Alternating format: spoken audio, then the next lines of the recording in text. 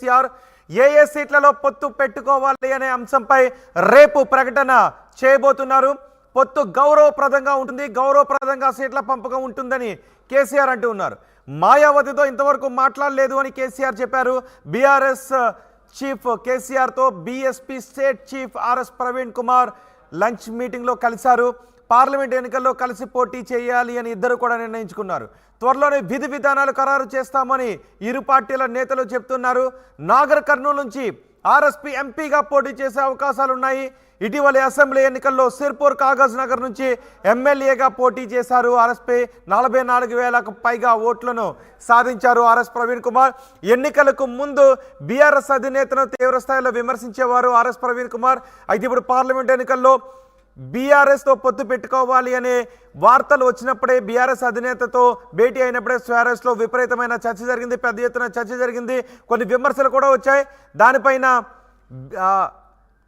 RS Praveen Kumar వివరణ కూడా ఇచ్చుకున్నారు. ఒక్కసారి పొత్తు కుదిరిన తర్వాత BSP state chief RS Praveen Kumar, BRS అధినేత కేసీఆర్ ఒకసారి మాట్లాడారు మీడియాతో. ఏం మాట్లాడారు చూద్దాం. సస్పెన్స్ ఎందుకు వెళ్తాం మనం ఇప్పుడు. Thank you sir. Modi tour పై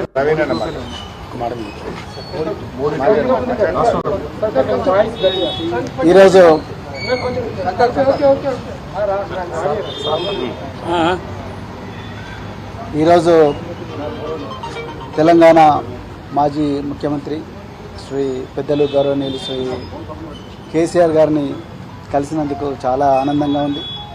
మరి ఈ తెలంగాణనే కాదు, యావత్ భారతదేశం కూడా ఈరోజు లౌకికత్వం అంటే సెక్యులరిజం, లౌకికత్వం ప్రమాదంలో ఉన్నది. మరి భారతీయ చేయడం కోసం వరంగల్ స్టేట్ ప్రెసిడెంట్ వరంగల్ చేయక ఎక్కడేం చేయదు, దానికే ఉంటుంది. జనరల్ సీట్లు కూడా చేయొచ్చు, జనరల్ సీట్లు కూడా చేయొచ్చు. మాయావతి గారు మాట్లాడారు. నేను ఇంకా తనతో మాట్లాడలేదు. ప్రవీణ్ గారు మాట్లాడి ఓకే చేసుకొని మళ్ళీ నాతో మాట్లాడారు. నేను రేపట్ల మాట్లాడతాను. పాత పరిచయం ఇతర పార్టీలు ఏమన్నా కలిసి వచ్చే అవకాశం ఉందా? చూద్దాం ఏం జరుగుతుందో. నేను సస్పెన్స్ ఎందుకు వెళ్తాం మనం ఇప్పుడు. Thank you sir. Modi tour పై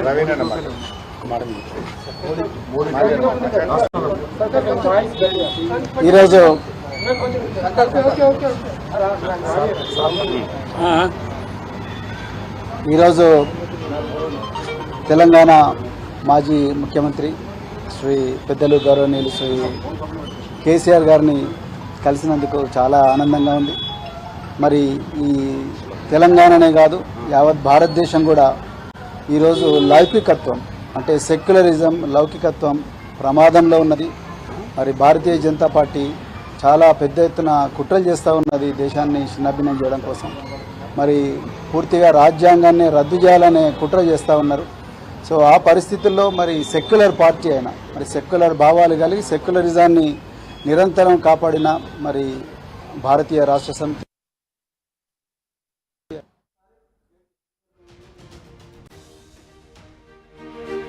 వారిని కూడా కలవడం జరిగింది.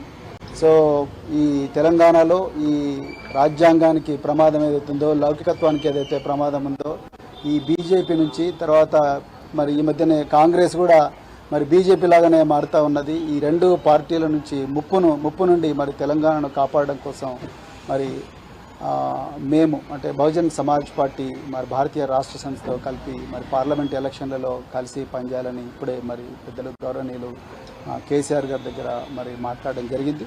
మరి తప్పకుండా మరి ఇంతకుముందు మీరు అన్నట్టుగా సీట్ల సర్దుబాటు విషయం ఏదైతే ఉందో, ఈ షీట్ షేరింగ్ విషయం అయితే మళ్ళీ మేము మా అధిష్టానానికి నివేదిస్తాం. అదేవిధంగా మరి మన మాజీ ముఖ్యమంత్రి గారు తప్పకుండా బెంజీ గారితో కూడా మాట్లాడతారు. సో దాని తర్వాత మరి ఇరు వర్గాలు, ఇరు పార్టీలు ఒక నిర్ణయానికి వచ్చి తర్వాత తప్పకుండా తెలంగాణలో ఈ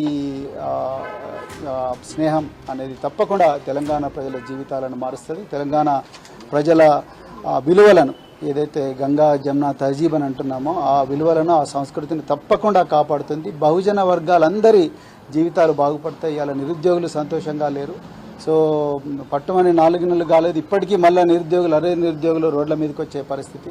అదేవిధంగా పెద్ద ఎత్తున ఈ లౌకికత్వానికి తూట్లు పొడిచే సంస్కృతి అనేది మరి తెలంగాణలో వస్తూ ఉన్నది. అందుకొరకే ఈ స్నేహం అనేది, ఈ ఐకమత్యం అనేది రాబోయే రోజుల్లో తెలంగాణ సమాజాన్ని చాలా గొప్పగా మార్చబోతున్నది. సో చాలా చాలా ఆనందంగా ఉంది అలా మరి ఈ విషయం మీతో మాట్లాడుతున్నందుకు. తప్పకుండా తెలంగాణ